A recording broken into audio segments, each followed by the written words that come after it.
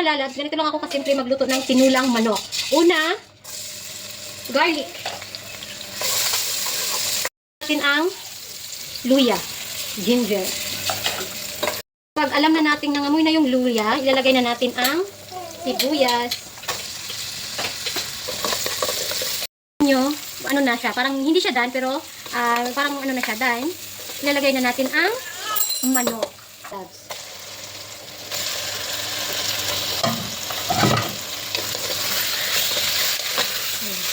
Mga lalabs, hindi ako kaagad maglagay ng tubig or water dahil gusto ko mag-aroma, magpusa siyang magtubig muna bago ko lagyan ng tubig.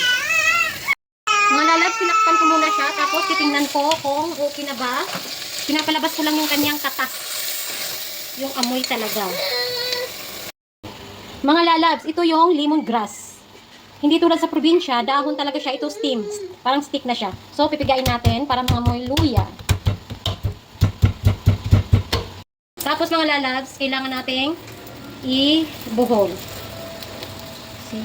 I cut first. Ito na siya mga lalabs. Kailangan ganito ang paglagay natin ng luya sa soup o sa sabaw. Mga lalabs, ayan na, lumalabas na yung mantika, lumalabas na yung ano talaga, yung aroma ng ating luya at manok.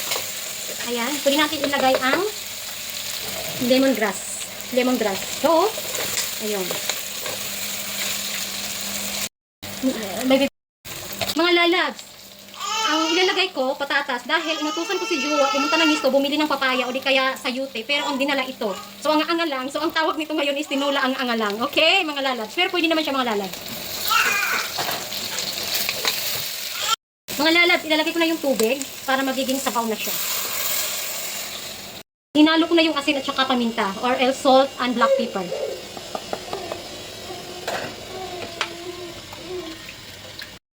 Tapos mga lalabs, antayan natin kumulo siya. Takpan muna natin para kumulo. Yan. Ayan mga lalabs, okay na ang sabaw natin. Ang ibang sabaw gumagawa ng tinula, medyo puti ang sabaw. Ito naman dahil tinusted ko nga ang mga luya at saka parang medyo sunog. Kasi ayun ang hilig ko.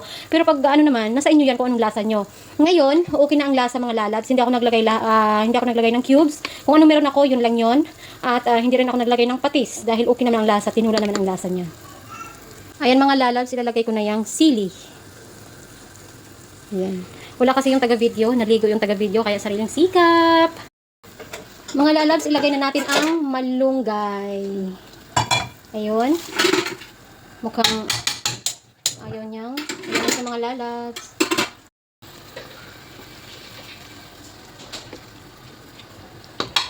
Ayan. Mga 5 minutes lang, o di kaya 3 minutes. Mga lalabs, ayan na, bibigyan ko yung aking neighbor. Ayan, medyo sabi ko sa kanya, pagpasensyahan na.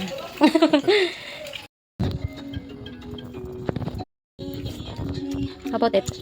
How about it?